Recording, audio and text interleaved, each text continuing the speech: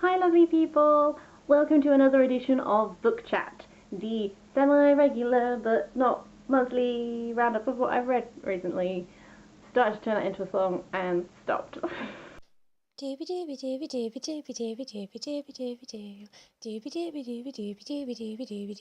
Vlogs. So, as per usual, I'm just going to dive in, crack on, chat about some things that I've read, and I'd love to hear your thoughts on them. First up is a super beautiful book which I hauled in my birthday book haul video. Take a moment to remember. That is Well-Read Women by Samantha Hahn, Portraits of Fiction's Most Beloved Heroines.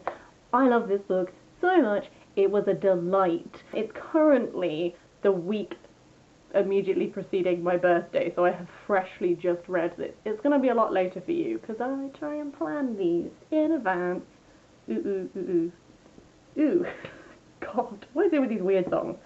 So, hopefully by the time this is posted, I will have actually settled on what picture is going on my wall. If you have not seen my birthday haul video where I explain what this is Samantha Hahn has gone through and read some of the books with, like, the greatest, most loved heroines, general consensus-y in them.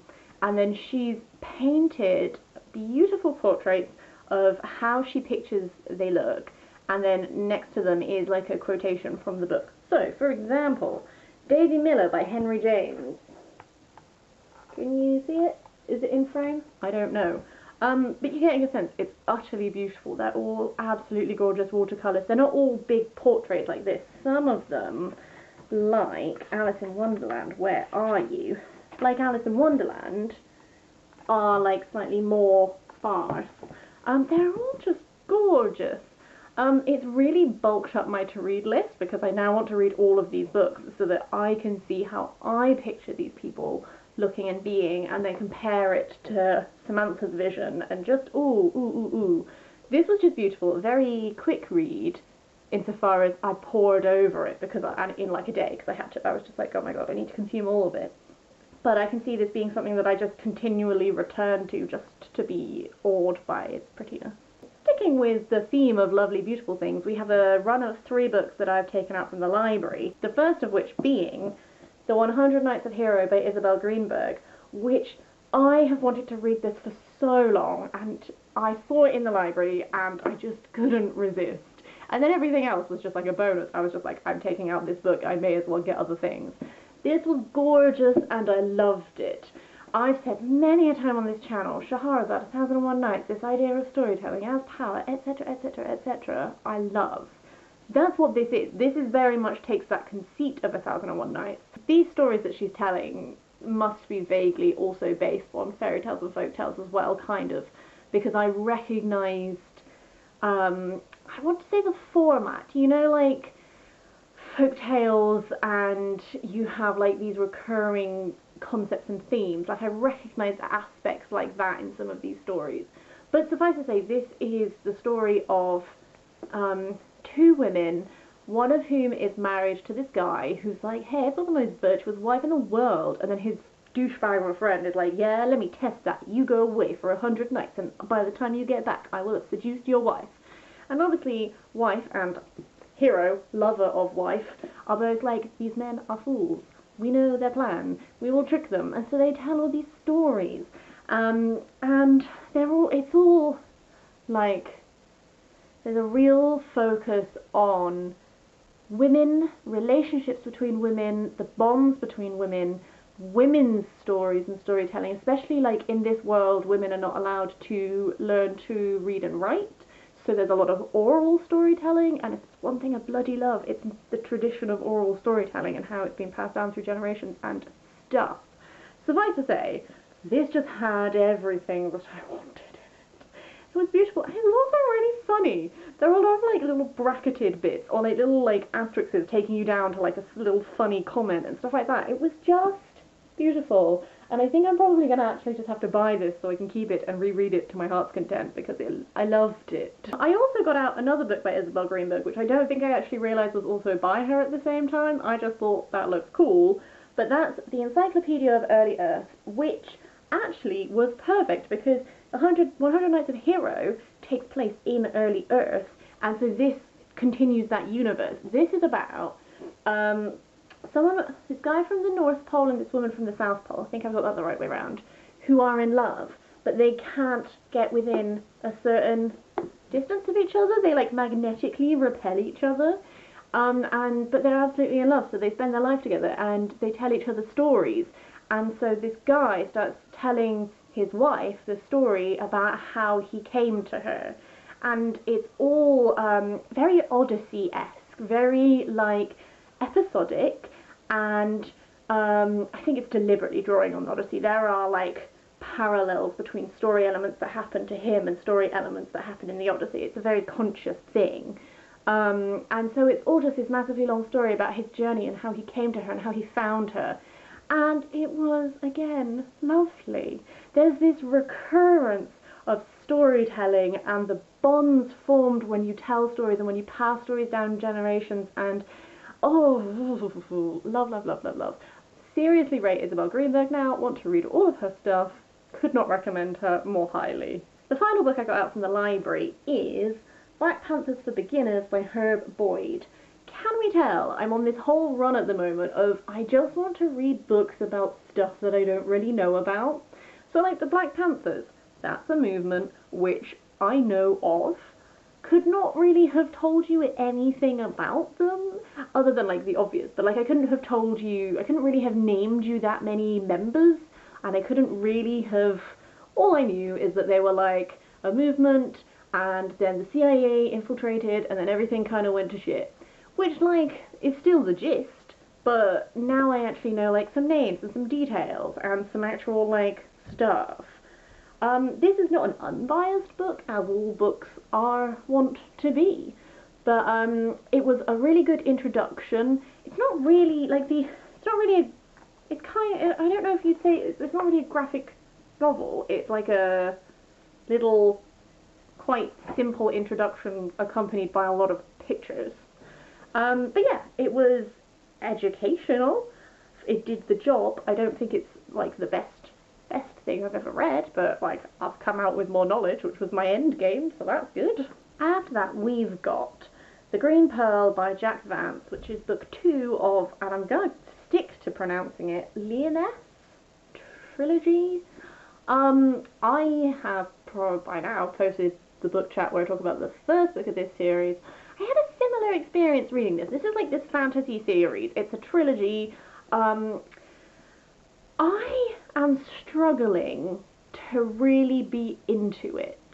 And I'm trying to figure out why, because for all intents and purposes, there are a lot of elements in this which I should really like. Like, it draws a lot on certain mythology and stuff like that. I think I got... With the first book in the series, I found it a little bit hard to get into, like, and then halfway through or so, I really got into it, and I was really enjoying it.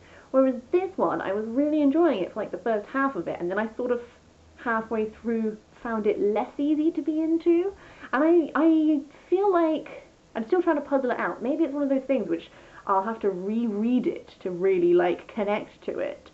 I'm finding it difficult to...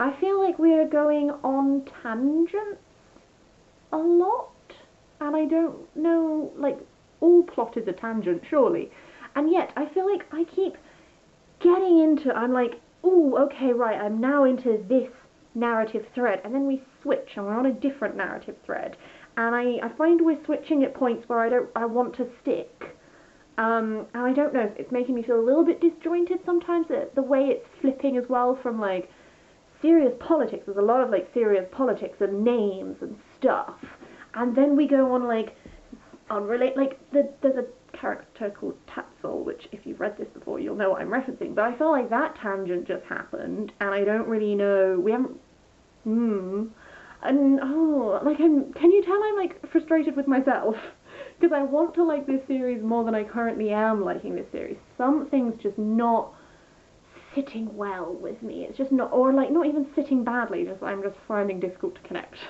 That's what this ramble means. Still gonna read the third one.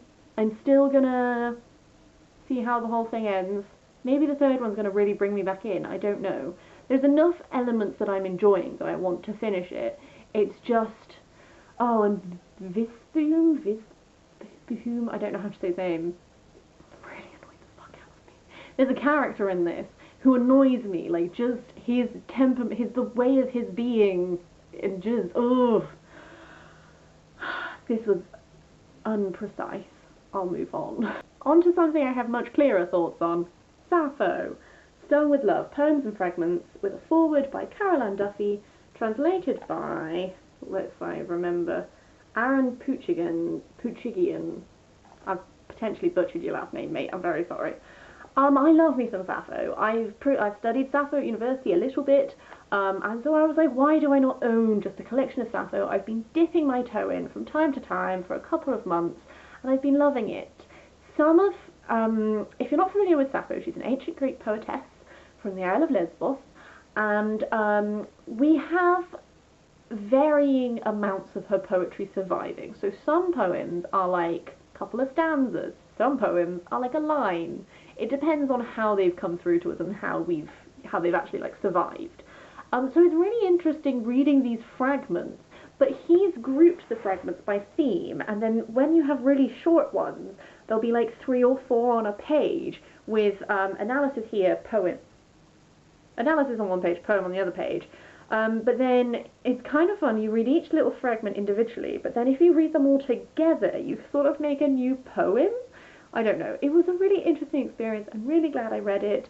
I'm going to be dipping in and rereading it from time to time as well, and it was super great. The final book to talk about is The Something Girl by Jodi Taylor. I've talked about Jodi Taylor a lot on this channel.